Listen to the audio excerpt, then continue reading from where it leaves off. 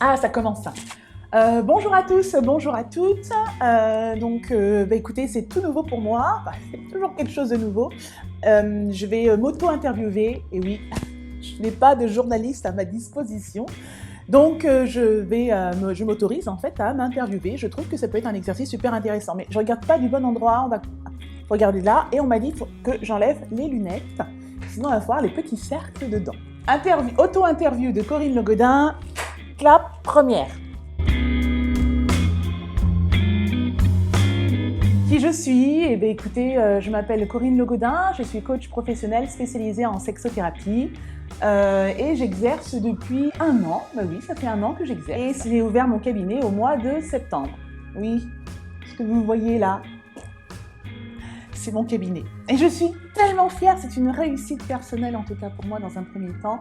Et je suis fan, je suis love en fait de lui. Alors que je raconte mon histoire. Ok. Alors je suis née au printemps 1901. Donc j'ai...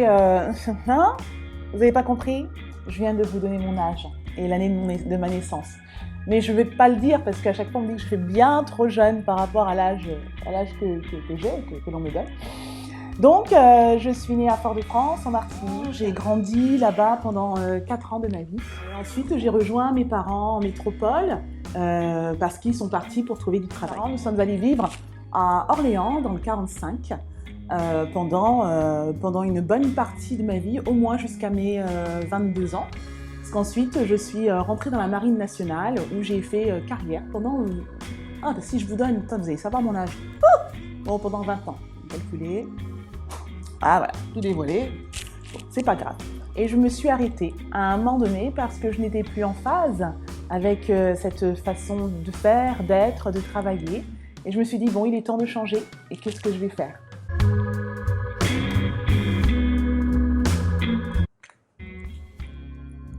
Ah, pourquoi le coaching et la sexothérapie? Je vais te dire ça tout de suite. Alors c'est simple, pour comprendre mon parcours, il faut comprendre mon histoire de vie. Je viens d'une famille catholique, croyante, pratiquante. Une maman assez sévère, présente, mais quand je dis sévère, c'est qu'elle était une mère antillaise, une mère antillaise. Et je ne regrette pas parce que si je n'avais pas eu cette éducation, je ne serais pas là aujourd'hui. Et je pense que je n'aurais pas les valeurs que j'ai aujourd'hui. Donc merci maman. Ne t'offusque pas. Oui, je parle de toi à la télévision. Ne t'offusque pas, s'il te plaît. Ok. Allez, on continue. Moi, j'étais déjà très jeune en emprunt. Bref, je voulais plein de liberté parce que c'était important pour moi de pouvoir m'exprimer. Et malheureusement, je ne pouvais pas exprimer comme je voulais. Quand je voulais faire comédienne, parce que je voulais faire, oui, comédienne, ma mère m'a dit, ma chérie, aïe, tu ne feras pas comédienne, ce n'est pas un métier. Comment ça, c'est pas... Oui, ce n'est pas un métier, tu feras secrétaire. Très bien, secrétaire. Comme ça, après, tu peux être fonctionnaire, tu peux faire ce que tu veux, secrétaire. C'était le métier à la mode en 1900 quelques. Donc j'ai suivi tout simplement ce qu'on m'a demandé de faire. Donc j'ai fait un bac pro bureautique, option communication, administration, secrétariat. C'était le bac pro CAS. Et que j'ai réussi avec mention. Bac pro, j'ai continué sur un BTS assistant de direction. Et là, je me suis grave fait yesh. C'était horrible, il n'y avait que des filles dans la classe, elles se crêpaient toutes le chignon et moi ça m'énervait. Entre-temps, j'ai passé mon concours pour rentrer dans la Marine nationale et au bout de la 3e fois, 4e peut-être, j'étais nulle en physique, chimie, voilà, on me posait une batterie de tests et c'était difficile, pour moi en tout cas à l'époque. Et finalement, j'ai persévéré et je suis rentrée. Je me suis dit, il est hors de question que je travaille dans une mairie. Il est hors de question que je m'embête à aller travailler aux impôts. Il est hors de question que je fasse un métier que je n'aime pas dans un lieu que je n'aime pas. Donc, je voulais vraiment y mettre du piment. Et donc, j'ai passé mes tests et j'ai réussi. J'étais très contente. Et je suis rentrée dans la Marine nationale. Et là, voilà, comme je l'ai répété tout à l'heure, 20 ans d'aventure extrême, c'était génial. Tout ça pour vous dire, qu'est-ce qui m'a amené à la sexothérapie et au coaching? Il se trouve que pendant mon année, j'ai fait une campagne à Fort-de-France, en Martinique, dans mon pays d'origine, mon île d'origine. Et nous étions donc sur la base navale, sur le fort, nous étions une vingtaine de femmes sur 102 hommes, il me semble. Et donc sur cette base navale, je me suis dit, mais pourquoi est-ce qu'on ne devrait pas faire une petite soirée juste filles, ou plutôt une journée filles? Alors j'ai dit aux filles, écoutez, mesdemoiselles, venez avec le joujou, votre joujou préféré, joujou intime préféré, et nous allons parler de sexualité une bonne partie de la journée. Allez, je reçois à la maison, vous venez avec le pain, les brioches, les tartes à boire, à manger. Elles sont venues, elles sont toutes venues. Il y a même une femme, une épouse qui a entendu l'histoire, donc parce qu'il y avait des bateaux à côté, les bateaux militaires, donc une épouse du Ventose qui est venue pour participer à cette journée. Donc j'étais vraiment ravie. On a commencé à 11h30, on a terminé dès 21h. Oui, à 21h, allez, on remballe tout le matos et on rentre chez nous. Et c'était génial parce que pendant toute cet après-midi-là, toute cette soirée, ce début de soirée, on a parlé de nous, de notre sexualité, de nos tabous, de nos différences. Voilà, il y avait des hétérosexuels, des homosexuels. Il y avait vraiment voilà, on était plusieurs avec nos différences dans notre sexualité et on l'a abordé sans tabou, sans jugement. Et là, je me suis dit, mais un jour, je vais en faire mon métier. C'est ça que je kiffe, en fait. Moi, je vais faire sexologue ou sexothérapeute. Et aujourd'hui, voilà, j'y suis. Mais cette expérience était tellement géniale qu'il fallait la réitérer. Quelques années plus tard, quand je suis rentrée j'étais à La Réunion, je suis mariée à La Réunion. Oui, j'ai épousé un militaire sur le tard de ma carrière. Et donc avec mon mari, on est parti à La Réunion et là-bas j'étais en congé sans solde. Donc ça, c'était, on va dire, 3 ans d'année sabbatique. Sauf que être mère au foyer, je kiffe mes enfants, je les adore. Mais je suis une femme libre, indépendante, qui aime passer du temps avec ses enfants, mais aussi qui aime sa liberté, c'est tellement important pour moi. Donc j'ai suivi mon mari.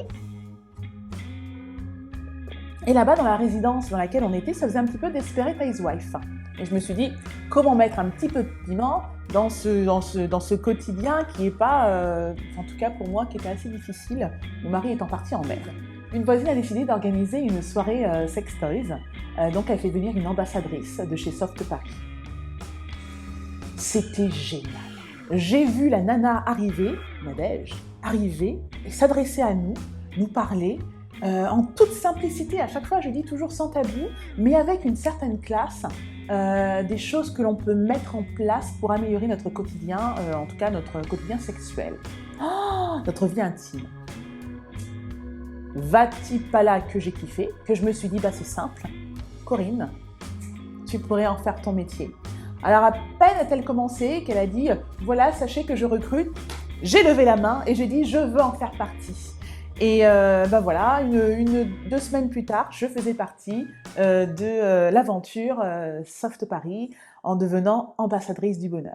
Et j'ai sillonné les petites rues de La Réunion, les grandes rues, les petites villes. C'était formidable. J'ai rencontré plein de femmes merveilleuses. J'ai même fait une soirée spéciale hommes. Ils ont été mes gentlemen, avec plein de questions parce qu'ils ignorent tellement de choses. On ne va pas à l'école de la sexualité. Et à la suite de ça, j'ai dit, mais en fait, compte, je kiffe ce job. Je kiffe ce job et j'ai envie d'aller encore plus loin. Et en rentrant, j'ai posé ma casquette, j'ai pas renouvelé mon contrat. Et je me suis dit, qu'est-ce que je vais faire? J'ai envie de faire coach. C'est simple, coach. Je trouve que c'est tellement enrichissant, ce développement personnel, ce métier avec toute cette valeur, Et je me dis, mais comment je vais faire? Est-ce qu'il y a des cours? Est-ce qu'il y a des écoles? Je me suis renseignée. Et donc, je me suis inscrite chez Serenity Coach Institute où j'ai passé mon année de formation. C'était top.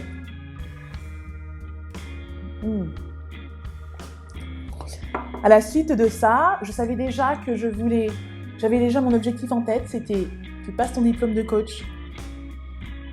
cherche une spécialisation, vas-y, tu peux trouver la spécialisation de la sexualité, tu ouvres ton cabinet et tu te lances. Et c'est ce que j'ai fait. Dès que j'ai fini mon diplôme de coach, je m'étais déjà renseignée sur la certification que je pouvais passer, en tout cas pour être sexothérapeute. J'ai passé ma certification de sexothérapie avec Synapse et nos cours ont été merveilleux avec notre professeur, que j'adore, notre psychanalyste et sexothérapeute Alain Héril. Et j'ai découvert qu'il y avait un champ des possibles inimaginable. Et je me suis lancée dans cette aventure et je me suis dit, allez Coco, on y va. Et donc aujourd'hui, je suis là, je suis fière du parcours. Quand je regarde derrière moi, bon ok, là c'est une plante, mais quand je regarde vraiment le derrière moi et que je vois le petit chemin que j'ai parcouru, le grand chemin que j'ai parcouru, je me dis, waouh Coco, c'est top ce que tu fais. Et ce qui est génial, c'est que je suis passée dans l'aventure, il y a mon mari qui m'accompagne, j'ai des amis, mais il y a aussi vous, mes clients, qui m'aident à grandir, à comprendre certaines choses, donc à travailler encore sur moi, et puis et je me forme, et je continue à me former pour pouvoir mieux, en tout cas, vous accompagner.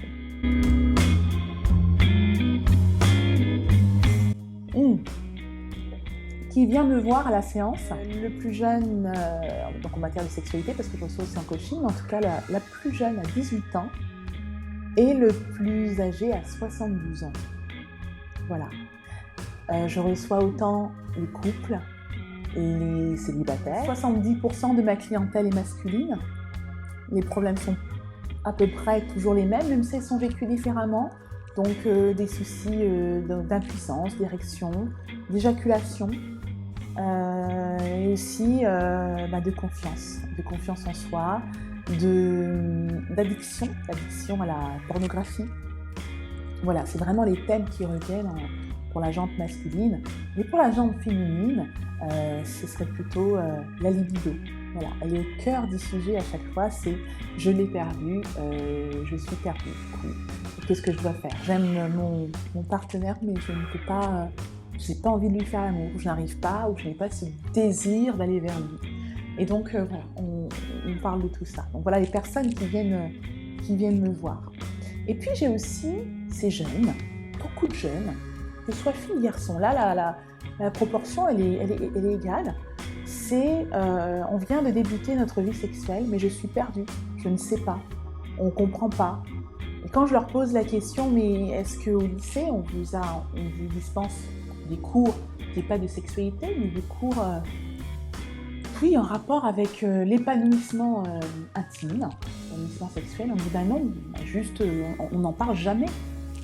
Et ça devient une problématique pour eux parce qu'ils viennent s'asseoir et ils sont perdus. Ils disent, ben voilà, je comprends pas, je vais trop vite, j'ai vu dans les films porno que c'est plus, ça durait plus longtemps. Donc déjà, vu qu'ils n'ont pas les informations à la maison parce qu'on n'en discute pas en famille, ils vont chercher les informations chez Jackie et Michel ou sur YouPorn, ou sur Tube8 ou sur je ne sais quel autre site pornographique.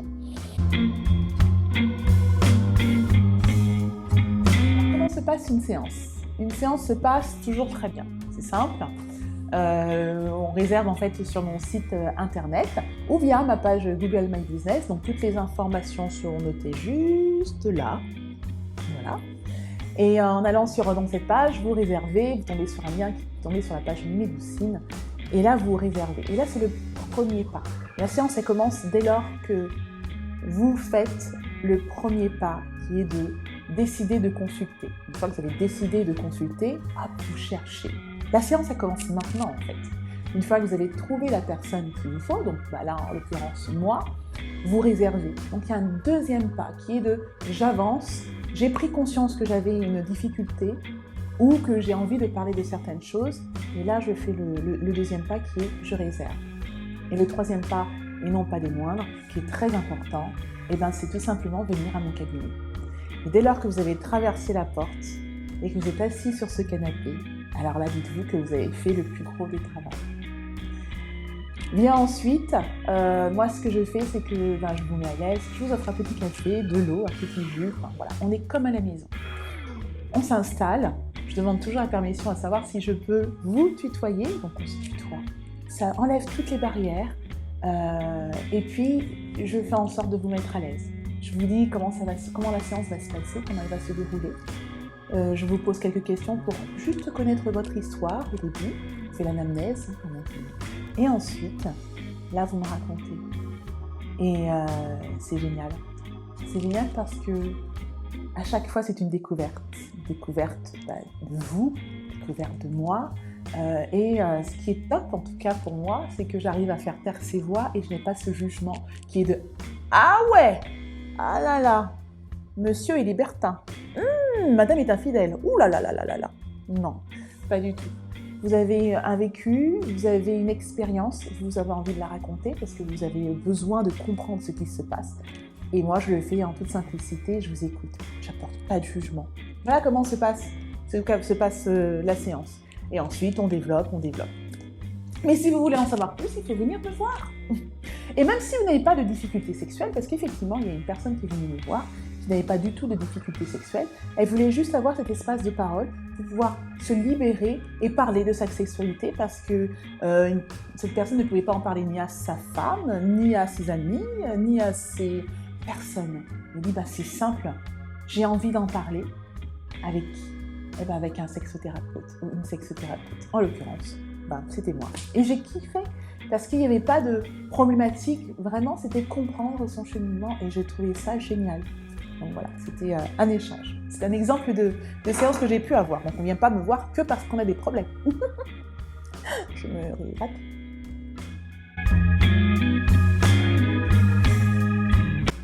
Alors, quel conseil je donnerais pour vivre une sexualité épanouie ? C'est simple. Je dirais, en 2 mots, éclatez-vous. C'est simple. La sexualité est un jeu. Ça ne devrait pas être une contrainte, ça devrait être un jeu. Ça devrait être un moment d'amusement, ça devrait être un instant de félicité. Dites-vous que c'est le rituel, et ça je le répète à chaque fois, c'est le rituel le plus ancien depuis que le monde est monde. Sans ce rituel-là, sacré, que l'on a malheureusement désacralisé, on ne serait pas là, je ne serais pas là en train de vous parler. La Terre ne serait pas peuplée autant d'êtres vivants. Donc cette sexualité, c'est le début de la vie, c'est une énergie vitale hyper importante. Donc le conseil que je donnerais, c'est éclatez-vous quoi. Enlevez ces tabous, communiquez, n'écoutez pas ce que la société voudrait vous imposer. Elle est pleine d'injonctions, cette société. Et à cause de ces injonctions-là, on n'ose pas y aller. On ne veut pas le faire parce qu'on se dit on va être jugé. Autant rentrer dans le rang, comme ça on ressemble à tout le monde. Non. Si vous avez envie de vivre votre sexualité à plusieurs, et que votre partenaire soit consentant ou vos partenaires soient consentants, faites-le, bordel! Alors, il y a un rêve professionnel, bien sûr, toujours en rapport avec mon métier. J'aimerais vraiment intervenir dans les établissements pour parler de l'épanouissement intime. Franchement, les adultes de demain ne sont-ils pas les jeunes d'aujourd'hui ? Alors, le mot de la fin. Le mot de la fin, oui, il est temps. Mon chocolat, j'en ai presque plus.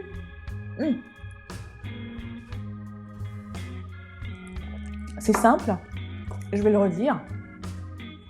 Éclatez-vous. Profitez de la vie. Elle est, en tout cas dans cette vie dans laquelle on vit, vous avez l'opportunité de la créer et de la faire à votre image. Alors, la sexualité, c'est pareil. Vous avez l'opportunité de la créer et de la faire à votre image. Comment est-ce que vous avez envie de la vivre, cette sexualité ? Comment est-ce que vous avez envie de vous définir à travers ce domaine de vie qui est exaltant après tout. Donc voilà. Le mot de la fin, c'est amusez-vous. La vie est qu'un jeu. Jouez. Écrivez les règles. Parlez-en, en tout cas à votre partenaire, et jouez. Tout simplement. Merci de m'avoir écouté. Maintenant, vous en savez un petit peu plus sur Corinne Lehoux-Guedin. Qui est-elle ? Que fait-elle ? Quelles sont ses aspirations ? Si cette vidéo vous a plu, je vous invite à liker, donc à mettre un pouce en l'air, à vous abonner et à partager, bien entendu, cette vidéo à qui voudra l'entendre. Je vous remercie de votre écoute Et pour une première interview, moi je dis que j'ai été top. Allez, fin d'interview, clap. Ah, oh là là, dis donc. Oh, c'est fou ce truc.